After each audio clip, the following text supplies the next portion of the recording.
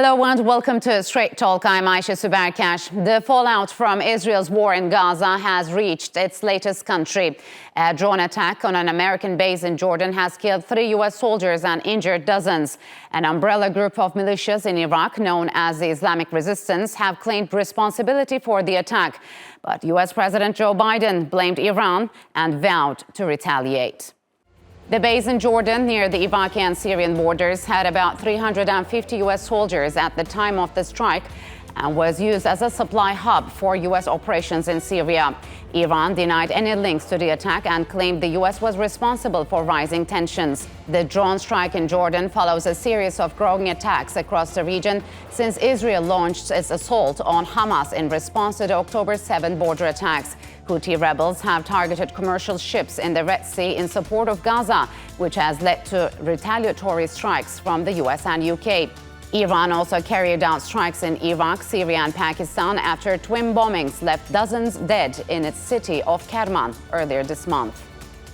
And now for more on the drone strike on the U.S. base in Jordan. Joining me now from Amman is Badr El-Mahdi. He is a professor of political sociology at the German Jordanian University. And from London, Jamie Shia. He is a former NATO official. Gentlemen, welcome to Straight Talk. It's good to have you on the program. So, Jamie, how significant was this attack, given it was the first combat death for U.S. troops from the spillover effects of Israel's war on Gaza? Well, to some extent, Asher, it's sort of business as usual. And in another way, it's also a significant escalation, which the US, of course, has to respond to.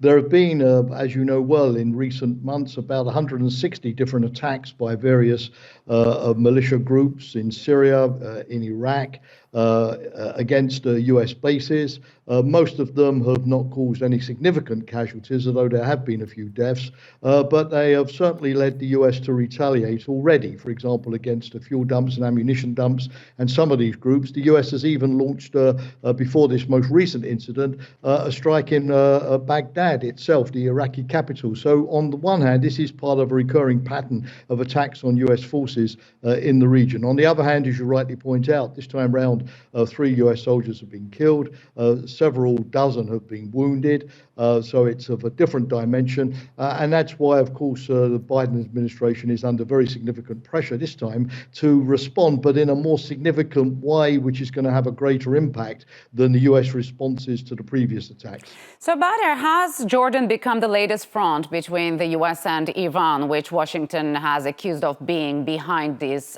drone attack? See, I don't think so that Jordan, it will be in the front line. I don't think so that Jordan, it will be in the middle of such war.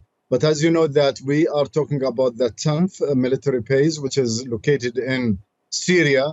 But what the Iranian or what the militia that who launched the drones against the American base or American soldier, it was like against a tower close to the Jordanian Syrian borders. So I don't think so that the Iranian right now, the meaning to put Jordan in the middle of such war, but absolutely Jordan, it will be affected by such airstrike or by such attack by the Iranian, where Jordan right now, it will take a little bit the back seat rather than to be in the front seat, because they will leave it for the Americans right now to confront the Iranian, where they are confronting each other in Baghdad, in Iraq, in Lebanon, actually in Syria, in Yemen, and right now on the borders between Jordan and Syria. So, Jamie, just like you have mentioned, Senator Lindsey Graham has also said that there have been over 100 attacks against U.S. forces in the region since the start of the Gaza war.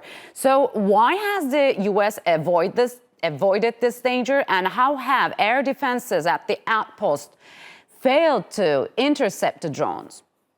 Well, so far as you know, the United States has retaliated, as I've said. If you look at the record, you'll see that the Biden administration has launched a number of retaliatory strikes, but very sort of proportionate.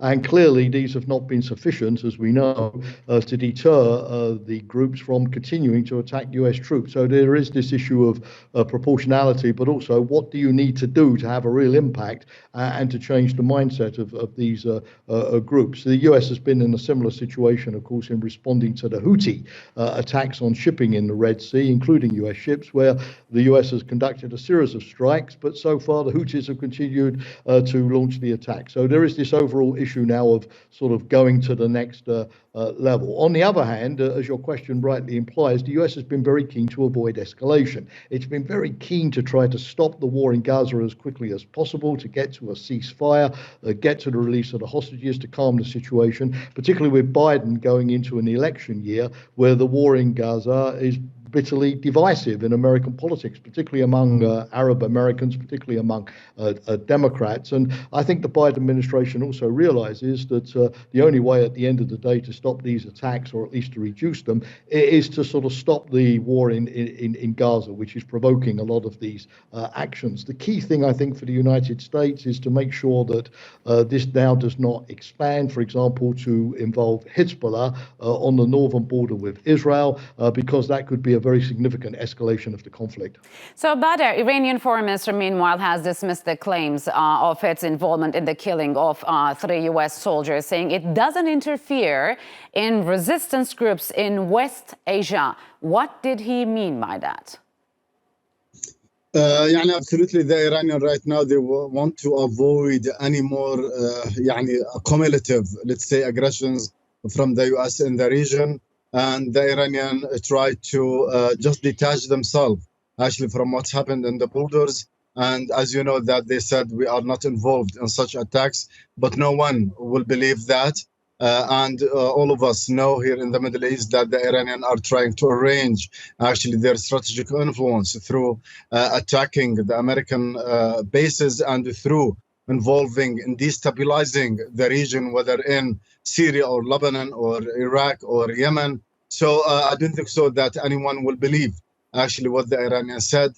But those militias, absolutely, they are linked in a way or another with the strategy of Iran in the region, whether in Baghdad or other areas. So we know that all of those militias, especially in Iraq, they will not act, they will not move without any actually green lights from the Iranian here in the region, as well as Hezbollah in Lebanon and Houthi in Yemen.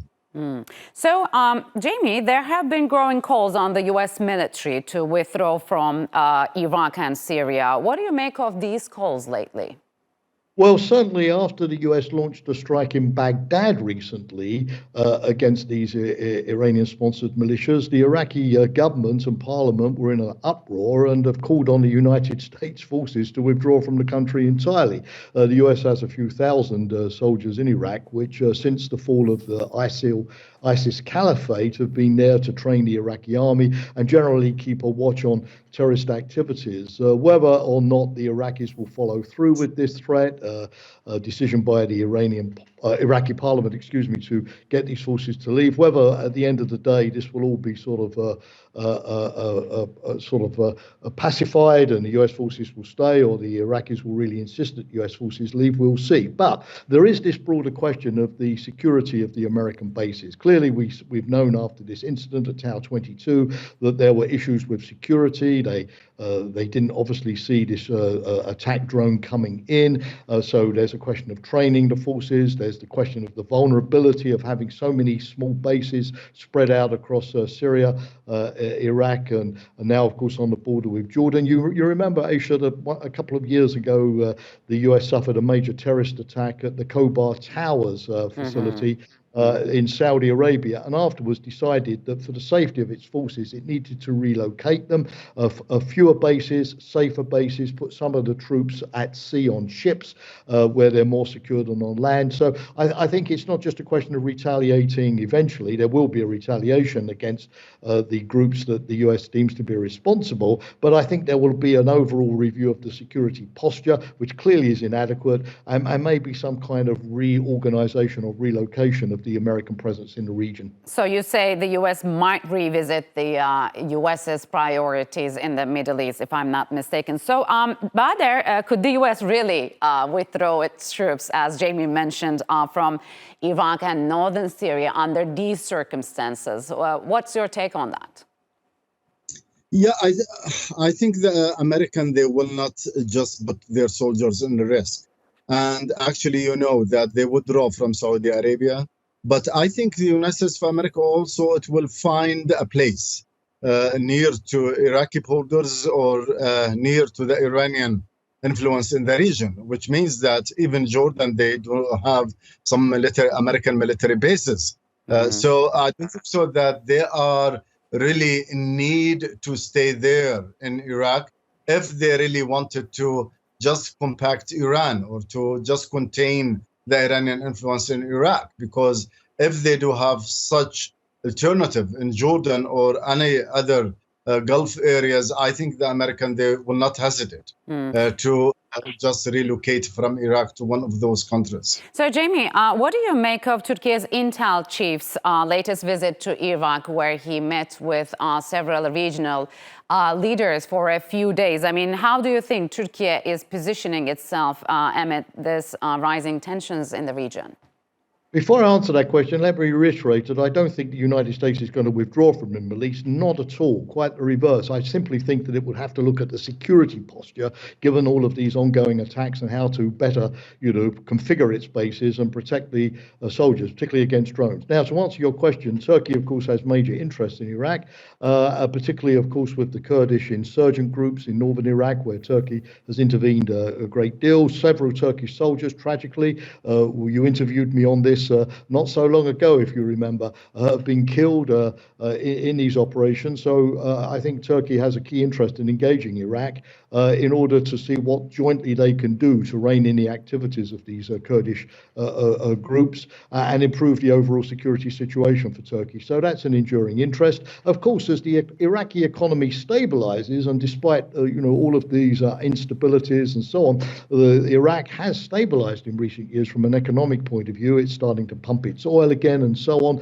The trade across the border, which used to be particularly significant and which is a key factor for the Turkish economy, particularly in developing the eastern parts of Anatolia, is an important factor as well. So Iraq is a bit of a problem for Turkey in the sense of the situation in the north of the country, but I think it also, to the extent the country stabilizes, represents an economic opportunity in the long run as well. I want to continue with you, Jamie, because, I mean, it's not only the PKK or Iraq, but could these latest hostilities push the two NATO allies, Turkey and the US, to jointly fight against the PKK and YPG in northern Syria? Well, the PKK is a recognized terrorist organization, and Turkey, of course, has made that point very forcefully with Finland and Sweden. And finally, as you know, the Swedes have changed their terrorism laws, and the Turkish parliament has voted for Sweden now to join NATO. And as a former NATO person, I obviously warmly welcome that. So I think everybody gets the message on the PKK. As you know, Aisha, the YPG has been a bit more complicated because the United States badly needs cooperation of groups in Syria that are willing to contain ISIL and fight ISIL, and that alliance has been an important one. And it's been, let's be honest, a very difficult relationship, a difficult issue in the past in the bilateral relationship between Ankara and Washington as to how exactly to qualify these groups. So, Badr, talk to us about what has happened, the realignment and normalization process in the Middle East in the past few years. I mean, are relatively small groups like Hamas strong enough to spoil this huge process? I don't think so that any of the Arab states, they will right now start aligning or at least normalizing the relationship with Israel in this situation, not because they don't want, but because actually the people here in the Middle East and in the Arab world, they don't want. Under this or such circumstances, these Arab governments and Arab regimes are under a pressure of their people. But if actually Israel and the United States of America decided just to stop this aggression war against the Gazan people, absolutely, Hamas, it will be part of actually many other parts to reorganize actually again the Middle East and the relationship between the Palestinian and Israel, and then Hamas, it will be accepted as a normal political party, political movement within the Palestinian structure. And right now, yes, Hamas is changing a lot. It is a game changer in the region, the war. It is a game changer in the region and in the Arab world. But I'm not sure if there's any other Arab country or any Arab country, Arab regime, they will be able to join any real stable relationship with Israel under such circumstances. So, Jamie, U.S. Secretary of State Blinken has said the Middle East hasn't been this dangerous since 1973, Yom Kippur War. So where do you think the region is headed? Well, yes, it's certainly a very difficult and dangerous time, particularly as despite the efforts of everybody to confine the conflict, to contain the conflict in Gaza, as tragic as it is there. Now we see, of course, with Yemen and the Houthis, these attacks by these Iranian groups against the United States, the U.S. retaliation, the danger of Hezbollah in Lebanon getting involved, that, we are facing the significant problem of an escalation, which is in nobody's interest, particularly any kind of direct confrontation between Iran and the United States. So I think the United States, first of all, will have to measure its retaliation very carefully so that, as I've said, it does have an impact in terms of destroying the capabilities of these groups and sending a signal to Tehran, but does not obviously involve a confrontation directly between Iran and the United States, which the White House, I think, has ruled out, and the Iranians have said also that they're not seeking that. So this is the time of diplomacy to deal with this situation. But of course, you're not going to have stability in the Middle East unless you have a track towards a two-state solution coming out of this conflict in Gaza. It's not sufficient just to have a ceasefire. The one good thing, despite all of the doom and gloom, is that countries like Qatar, Turkey, the Saudis themselves, Egypt, Jordan are now working much more intensively with the Western partners to seek an outcome.